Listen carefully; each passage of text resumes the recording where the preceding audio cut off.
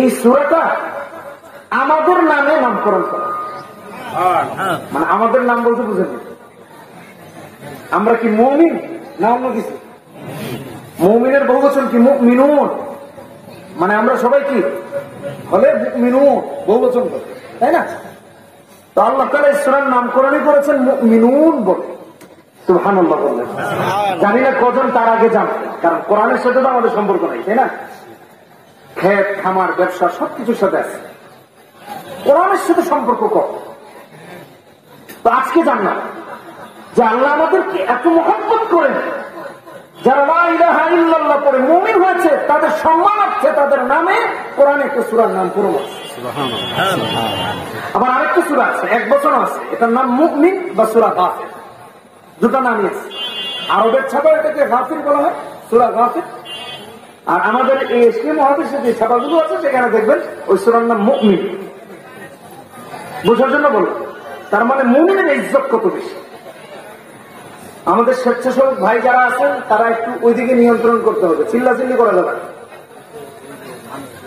আচ্ছা, জায়গা হচ্ছে না মনে হয়, একটু বাতাস টাতাস তো দরকার আছে, বলুক না অসুবিধা। গরমের দিনে যে বসবে, না বসলে কি করবো?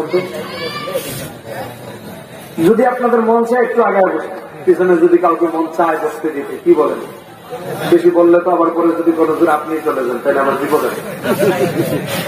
গরমের দিন বুঝেন নাই, আপনাদের সুবিধা মতো বসে। আর বাহিরে কেউ কথা বলবেন, জায়গা না হলে একটু এগিয়ে এসে জায়গা করে দেবেন। তাহলে এই সূরার নাম কি? আল্লাহ জানে, আমি মনে বুঝাইতে পারি। তাহলে ওয়াজ কি করবো ভাই? বলেন না নামটা কি, সবাইকে বলতে হবে। এই কর্নারে যাদের লাইট কম, এদের কি হয়েছে? এই সূরার নাম কি? সবাই বলেন মুমিনুন, সবাই বলেন, মনে থাকে ইনশাআল্লাহ। তার মানে আল্লাহ আমাদের সম্মান দিয়েছেন, সুবহানাল্লাহ, ঈমানদারদের সম্মান। এক কোরআনের সূরা আছে কতগুলো? 114টা। 114টি সূরার মধ্যে এই সূরাটা হলো 23 নম্বর সূরা। কত নম্বর সূরা? 23 নম্বর। আচ্ছা, এই সূরাটা 18তম পারায় আছে। কত নম্বর পারায়? 18। সবাইকে কথা বলতে হবে, ওয়াজ যদি মুখস্থ না হইল এই গরমের মধ্যে বসে কোনো ফায়দা আছে? সব তো আছে, ভালো কথা শুনেছেন, আমলের জন্য শুনতে হবে নাকি? তাইলে এই সূরার নাম কি? মুমিনুন। কি নাম? কত নম্বর পারায়? 18 নম্বর। কত নম্বর পারায়? 18। 114টা সূরার মধ্যে এই সূরাটা কত নম্বর সূরা? মাশাআল্লাহ, দেখছেন মনে আছে, 23 নম্বর সূরা। মজার বিষয় হলো এটা 18 নম্বর পারায়, 18 নম্বর পারায়। আর এই সূরায় আয়াত সংখ্যা হলো 118, মানে 18 সাথে শুধু যোগ হয়েছে কত? 100। তাহলে আয়াত হলো 118টা। সূরার নাম মুমিনুন, সূরাটা 18 নম্বর পারায়। সূরাটা 114টার মধ্যে কত নম্বর সূরা? 23 নম্বর সূরা। মনে রাখবে তো ইনশাআল্লাহ। আচ্ছা আচ্ছা, কোরআনের সকল সূরাগুলো দুই ভাগে বিভক্ত, মাক্কি অথবা মাদানী। এই সূরাটা মাক্কি, এই সূরাটা কি? মাক্কি। মাক্কি, মনে থাকবে ইনশাআল্লাহ। কথা বলেন, মনে থাকবে ইনশাআল্লাহ। এত খুলে বললাম যেন আমাদের সম্পর্কটা কোরআনের সাথে থাকে, কারণ এই বিষয়গুলো আমরা খুব খুলে খুলে বলার সময় পাই না, এই জন্য আমি বললাম। আসল সূরার আলোচনা আছে। এই সূরায় আল্লাহ তাআলা মুমিনদের কয়েকটা গুণাবলীর কথা বলেছেন এবং বলেছেন এই গুণাবলীগুলো যারা মানবে, আমল করবে, তারা নিশ্চিতভাবে সফল হয়ে যাবে। আমি সফলতার আগে কিন্তু একটা শব্দ ব্যবহার করেছি, নিশ্চিতভাবে, অনিশ্চিত না, কি সুনিশ্চিত সফল। এটা আমি বলি না, আল্লাহ বলেছেন। মানুষ অনেক কিছু বলে, নির্বাচন আসতে সামনে বলবে ভাই আমার মার্কাটায় ভোট দিয়ে এখানে ব্রিজ করে দিব, রাস্তা করে দিব, এই করে দিব, ভোটটা আগে চান, কি বলেন ঠিক কিনা বেরিয়ে, তারপর বলে এটা করে দিব নাকি? আল্লাহ কিন্তু আগে মানতে বলেন না, আগেই সফলতার কথা বলেছেন, তারপর বলেছেন কি কি করতে হবে। তার মানে পুরস্কার আগে। সুবহানাল্লাহ, নিয়ত করলেই সফল। সুবহানাল্লাহ করেন। আল্লাহ এত সুন্দর করে বুঝাইলাম, কত লাভ, খালি টাকা পাইলেই খুশি নাকি? এতে 100 আর 200 আল্লাহ আগে বলেছেন আফলাহাল মুমিনুন, এরপর বলেছেন গুণাবলীগুলো কি কি করতে হবে, তাও আবার বলেছেন সুনিশ্চিত করে। কাট, এখানে অনেক ওলামায়ে কেরাম আছে, পেলে মাঝি শুরু, যখন কাট আসে তখন ওই বিষয়টা নিশ্চিত হওয়ার আল্লাহ তাআলা জান্নাতের ঘোষণাটা, সফলতার ঘোষণাটা নিশ্চয়তার সাথে দিয়েছেন, যেন আমার কোন বান্দা বান্দির ব্যাপারে সন্দেহ পোষণ না করে। সুবহানাল্লাহ। তাহলে এবার ওয়াজটা শোনা খুব জরুরি নাকি, যে আল্লাহ তাআলা এত নিশ্চিত ভাবে জান্নাতের ঘোষণা দিলেন, হুজুর কোন আগে এগুলা কি যাই না, জান্নাত ছাড়া তো কোনো উপায় নেই, সবগুলো আল্লাহ। এই আয়াত নাযিল হওয়ার শানে নুজুল আছে, তাফসীর ইবনে কাসীরে, অন্যান্য তাফসীরে এই শানে নুজুলটা আছে। রাসূলুল্লাহর উপর যখন সাল্লাল্লাহু আলাইহি ওয়াসাল্লাম ওহী আসতো, তখন সাহাবায়ে কেরাম দেখলে বুঝতেন মৌমাছির ভেনভেন আওয়াজের মতো একটা শব্দ, তো রাসূলের উপর ওহী আসছে। ওহী আসা শেষ, রাসূলুল্লাহ সাল্লাল্লাহু আলাইহি ওয়াসাল্লাম দুহাত তুলে আল্লাহর কাছে দোয়া করতে আরম্ভ করেছেন। সুবহানাল্লাহ। তার সাধারণ কোন দোয়া না, এই দোয়াটা আবার মুহাদ্দিসিনে কেরামগণ তাদের হাদিসের কিতাবে উল্লেখ করেছেন, মুফাসসিরিনে কেরামগণ তাফসীরের কিতাবে উল্লেখ করেছেন। আল্লাহুম্মা জিদনা ওয়া লা তানকুসনা ওয়া আকরিমনা ওয়া লা তুহিননা ওয়া আতিনা ওয়া লা তাহরিমনা ওয়া আথিরনা ওয়া লা তুসির আলাইনা ওয়া আরদিনা বারদু আন্না। এই দোয়া রাসূল করেছেন, তিরমিজির হাদিস 3472 নম্বর হাদিস। খালি দোয়া না, নবীজির দোয়া, উম্মতের জন্য এই সকল দোয়া বেশি বেশি করে করা দরকার।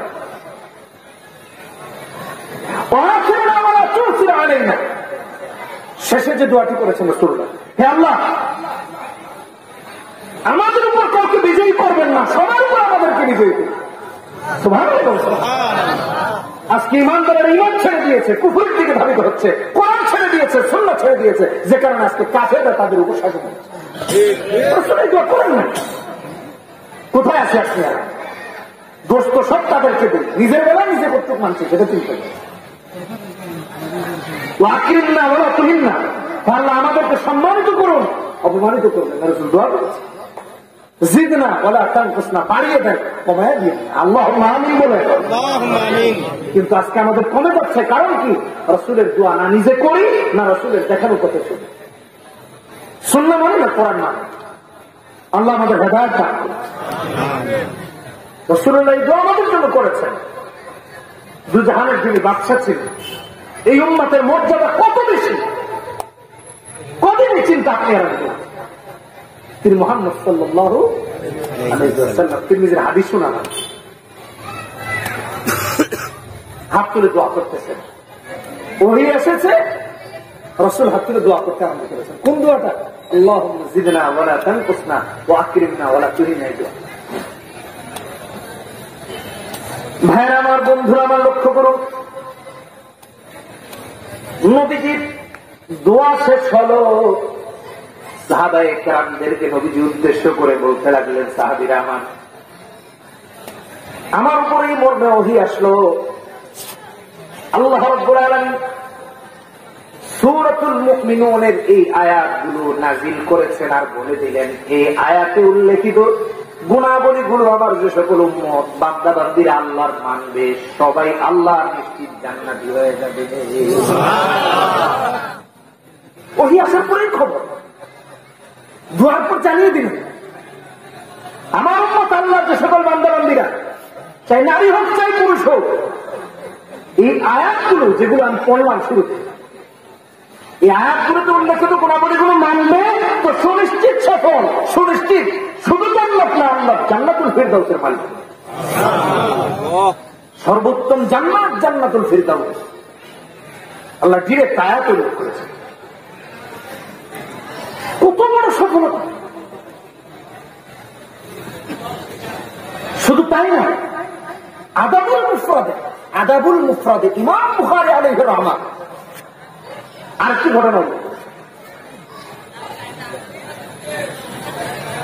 লোকেরা হযরত আয়েশা সিদ্দিকা রাদিয়াল্লাহু তাআলা আনহার কাছে এসে প্রশ্ন করত, জিজ্ঞাসা করত, ওগো উম্মাহাতুল মুমিনিনদের মধ্যে আয়েশা সিদ্দিকা রাদিয়াল্লাহু তাআলা আনহা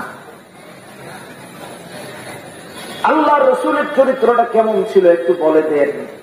প্রথমত হযরত আয়েশা বলতেন পুরো কোরআনে কারিমটাই হলো রাসূলের চরিত্র। তারপর বলতেন তোমরা কি জানো না সূরা মুমিনুনের প্রথম যে আয়াতগুলোতে আল্লাহ রাব্বুল আলামিন গুণাবলীর কথা উল্লেখ করেছেন ওগুলোই হলো রাসূলের চরিত্র। সুবহানাল্লাহ। আফলাহাল মুমিনুনা আল্লাযীনা হুম ফি সালাতিহিম খাশিউন। আমরা কত দূরে চলে গেছি, কোথায় আমাদের অবস্থা? আফলাহা আফলাহা বুঝেন? মুয়াজ্জিন আযান দেন, মসজিদে আযান দেখি দেন, যা আযান না আছে থাক, একটু মাইকটা পারলে বাড়ায়েন, না পারলে দরকার নেই, নষ্ট করেন না, সব ঠিক আছে, ডিস্টার্ব করা যাবে না, কোন ডিস্টার্ব করা যাবে না। আমার কষ্ট হয় ও নাকি কোরআনের কথাবার্তার মাঝখান দিয়ে আমি সময় নষ্ট করতে খুব বিরক্ত লাগে না, সব ঠিক আছে জান, ভলিউমটা পারলে বাড়ান, আর না পারলে দরকার নেই, আপনার মন চাইলে বাড়ান। আপনার যদি খুশি হয় যে হুজুর ঢাকাতে কষ্ট করে আইছে, একটু হুজুরের হেল্প করি, কি বলো? হ্যাঁ,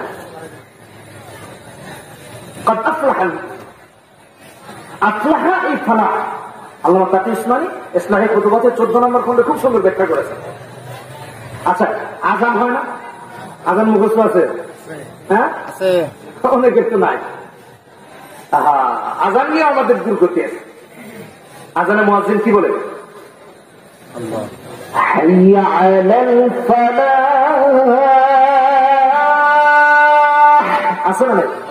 ফালাহ, قد أفلح ফালাহ, এই ফালাহ তো অমন ফালাহ। এই ফালাহ মানে দুনিয়ার এসএসসি পরীক্ষায় পাস না, এইচএসসি পরীক্ষায় পাস না, ইন্টারমিডিয়েট, অনার্স, মাস্টার্স, গ্রাজুয়েশন করা, বিসিএস ক্যাডার হওয়া, চাকরি ইন্টারভিউতে উত্তীর্ণ হওয়া, এই ফালাহ না। এই ফালাহ তো 2 বছরের, 4 বছরের, 5 বছরের, 10 বছরের, দুনিয়ার হায়াত পর্যন্ত মরবেন তো এই সফলতা শেষ। কিন্তু কোরআনে কারীমে আল্লাহ তাআলা যে ফালাহের কথা বলেছেন, কাদ আফলাহার কথা বলেছেন, সফলতার কথা বলেছেন, মুয়াজ্জিন আযানে যে হাইয়া আলাল ফালাহের কথা বলে, এই ফালাহ দুনিয়ার ফালাহ নয়, দুনিয়াতেও ফালাহ, আখিরাতেও ফালাহ, চোখ খোলা থাকলেও ফালাহ, বন্ধ হয়ে গেলেও সফল, কবরে গেলেও সফল, মিজানে গেলেও সফল, পুল সিরাতের পুল পার হয়ে আল্লাহ জান্নাতে গিয়ে সফল হলো। এটা চাকরির সফলতা না, চাকরি তো অবসর নিয়েছেন তো শেষ, আমি মনে বুঝাইতে পারি। ইন্টারমিডিয়েট পরীক্ষা দিয়েছেন তো শেষ, এখন আবার অনার্সের পরীক্ষার জন্য রেডি হইতে, বুঝলেন না? কিন্তু এই সফলতাটা হলো এমন সফলতা, যে সফলতাটা 2 বছরের না, 4 বছরের না, 6, 8, 10 বছরের না, দুনিয়ার না, দুনিয়া আখিরাতের সফলতা, যেটা কিনা আপনাকে আমাকে দুনিয়ায় সফল করে কবরেও করবে, মিজানেও করবে, পুলসিরাতেও করে আল্লাহর জান্নাতুল ফিরদাউসের মালিক বানায়া দিবে। তাহলে নিশ্চিত সফল। আমার সফলতাটাও কেমন সফলতা সেটা বুঝে মনে থাকবে তো ইনশাআল্লাহ? ইনশাআল্লাহ। আসেন তাহলে কারা সফল বলতে গেলে আরো বাড়বে, সামনের দিকে আসবে। 1 নম্বর গুণাবলী, এমন সফল কাজ আল্লাযীনা হুম ফি সালাতিহিম খাশিউন, যারা নামাজে বিনয়ী। আচ্ছা, নামাজ কি শুধু পুরুষরা পড়ে না, মহিলাদের জন্য বাদ? এই কথা বলতে হবে কি? তাহলে ওয়াজ কি নারী পুরুষ সবার হচ্ছে না শুধু পুরুষদের? হ্যাঁ, সবার জন্য। তাহলে কি আমার মা বোনরা কি কথা বললে চলবে না, ওয়াজ শোনা লাগবে? হ্যাঁ, আল্লাযীনা হুম ফি সালাতিহিম খাশিউন, নামাজে বিনয়ী। আপনি আমি নামাজে বিনয়ী? আল্লাহ নামাজে তারা পিঠ চুলকায়, মশাটা আরেকটু যদি ধাক্কা দিতে পারতাম হাতটা, তাহলে মনে হয় একটু দূরে কামড় মারতো। কি বলে ইমাম সাহেব খারাপ কোন দিকে বলছে খবরে নেই। মশা যদি পায়ে কামড় দেয়, ওখান থেকে দাঁড়িয়ে আরেকটু নিচে গেলে পাবো, ওইদিকে কিন্তু সে ক্যাম্প করতেছে, মানে নামাজে দাঁড়ানো। বুঝলেন না? এটা কি নামাজ? এটা খুশু না, এটা আল্লাযীনা হুম ফি সালাতিহিম খাশিউন না। এখন তো অবস্থা খুবই ভয়াবহ। ধান কেটে শুকাতে দিয়েছে কোথায়? কোথায় তো দেখছে মুরুখ গিয়ে চিন্তা করেছে, মাদের কথা বলছে, যে যা ধানটা শুকাইতে দিছি, নামাজের সময় হয়ে গেছে জোহর, তাহলে নামাজটা পড়ি। নামাজে দাঁড়িয়েছে, এখন থেকে মোরগ গিয়ে ধানের উপর আক্রমণ চালিয়েছে, তো ওখান থেকে বলতেছে আরে আল্লাহ এখানে কয়টা ধান খায়, হুস হুস, আবার নামাজ বাস্তব কথা বলছে। পুরুষ মানুষের অবস্থা গ্রামের এমন অনেক মানুষ এখনো আছে, মোবাইলে কল আসছে, বেজে উঠছে নামাজের মধ্যে, তার চলতেছে 3 নাম্বার রাখা, ফোনটা বের করে বের করে সলিমুদ্দিন আসতেছি 3 নাম্বার রাখা, তার 1 রাকাত বাকি আছে, কাঁদবে তার তাড়াতাড়ি, আর পড়বিস না, ফোন দেখে আবার ইমামের পিছনে দাঁড়ায় আসে। নামাজ হবে? কথা বলে নামাজ হবে? কতজন তো আবার এরকম নরম টুটি থাকে, কি বলে ঠিক কিনা বেশি, এদের আবার বাইর করে এই যে এরকম করে ধরে, এর আবার ফুদে, মানে এটা ফুলায় তারপর মাথায় দেয়। আছে কোথায়? আছে কোথায়? বাস্তব কথা বলছে। এটা খুশি না, এটা খুশি না।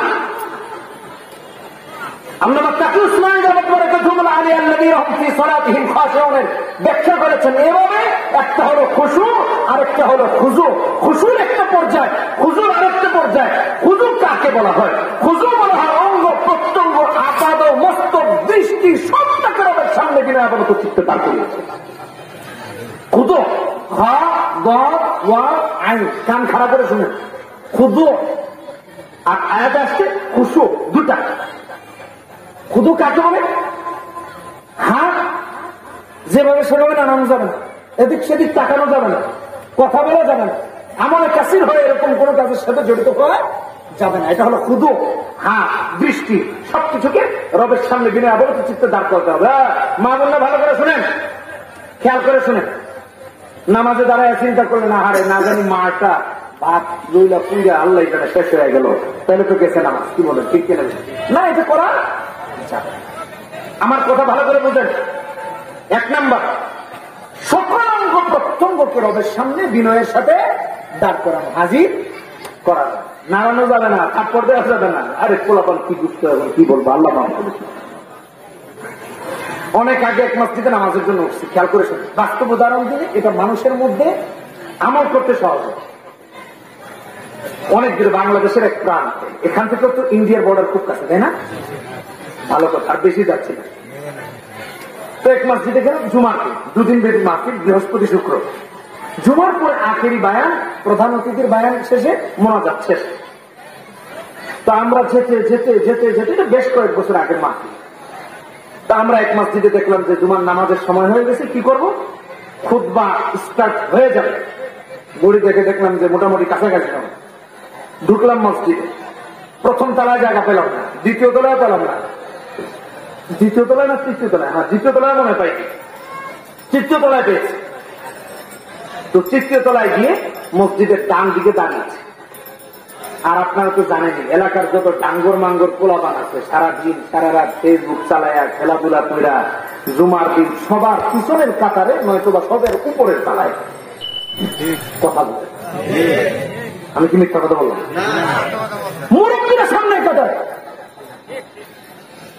আর সবার সুস্থ, যার কিনা দরকার ছিল আজান হওয়ার আগে মসজিদে আসার, ওরা ঘুমায় থাকে। মা ডেকে তুলতে পারে না, এই বেটা সারা সপ্তাহ নামাজ পড়িস না, একদিন শুক্রবার এখনো ঘুমাচ্ছিস কেন? কই দাঁড়াও না, এখনো খুতবার আজান হয় নাই। কথা বলেন ঠিক আছে না? 3 নাম্বার তালায় গিয়ে জায়গা পেয়েছে, দাঁড়ালাম, আল্লাহু আকবার, নামাজ যখন আরম্ভ হলো নামাজে দাঁড়িয়েছে। দাঁড়ানোর পর রুকুতে গেলাম, রুকু থেকে উঠে সিজদায় যাব। আমার পাশে থাকা যুবক ছেলেটার পাছার মধ্যে, পাছা বুঝেন তো, নিতম্ব যাকে বাংলায়, পেছন থেকে সিজদায় যাওয়ার সময় একজন এমন জোরে হেড মারল, বেচারা উল্টায় পল্টায় সামনে গেল। কি ভাই নামাজ পড়বে চিন্তা করে, আমি চিন্তা করলাম আল্লাহ কোন জায়গায় ওয়াজ করতে আসছি পাশের এলাকায়, আর এখানে যদি এই হেডটা আমার পাশে কেউ মারে, ইজ্জত থাকবে? কি ওয়াজ করবো বলেন? বাস্তব কথা বলছি, খুদুর ব্যাখ্যা করতেছি। খুদু, খুজু কাকে বলে? বাস্তব বাস্তব আমলের কথা বলতেছি। ছেলেপেলেরা যেন এগুলো বন্ধ করে, গিয়া সিজদায় গেলাম, সিজদায় যাওয়ার পরে দেখি আল্লাহু আকবার, এই আরেক এলাহি কাবা, সত্য মাথা নিচে একটা উঠে আরেকটার পাশায় ঠাস করে থাপ্পড় বসায় দিয়া সেও চিন্তা। এখন যে থাপ্পড় খেয়েছে এ আবার উঠে বুঝে আমার কেনা মারল, ফেরেশতা ফেরেশতা আসলো, সত্য নামা কাউকে খুঁজে পায়। সে আবার যারা ধারণা করে সন্দেহ করে ওর পাশায় থাপ্পড়টা বসায় দিয়ে সেও আবার করে একেবারে এটা নামাজ।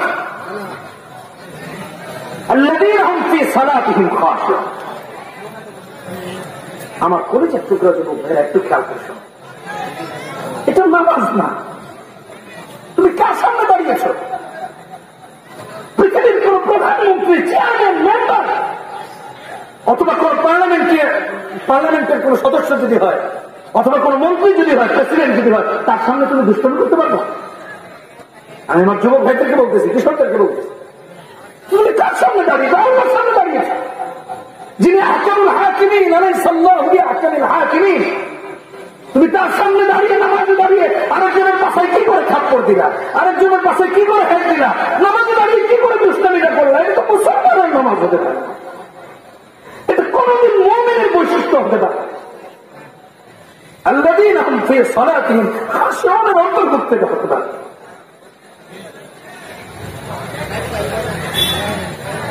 ওলামায়ে কেরাম আছেন এখানে, বললে ভুল হবে না, হঠাৎ করে বলতে পারবে। কেউ যদি বুঝে শুনে, খেয়াল করে বুঝে, কেউ যদি বুঝে শুনে, এই কথা জেনে শুনে নামাজে দাঁড়িয়ে এই দুষ্টামি করে, তার ইমাম চলে কোরআনের আয়াতে আল্লাহ বিধান, তামাশার জায়গা না।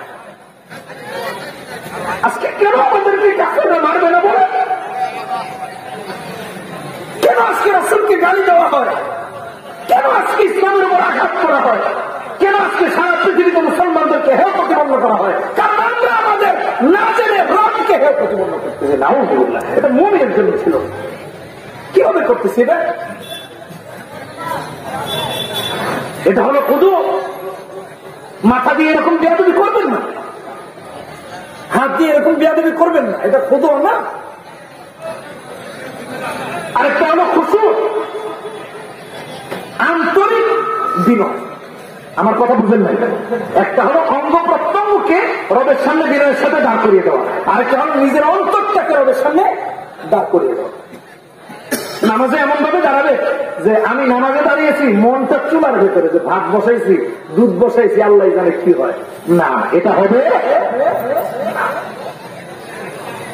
বরং নামাজে দাঁড়াবে তো এমন ভাবে দাঁড়াবে যে আমি আমার রবের সামনে দাঁড়িয়েছি, হায়াত আর মত যা হয় হবে, সালাম ফিরানোর আগে আর কোন অন্যদিকে মন যাবে, মনে থাকবে, মনে থাকবে বলুন।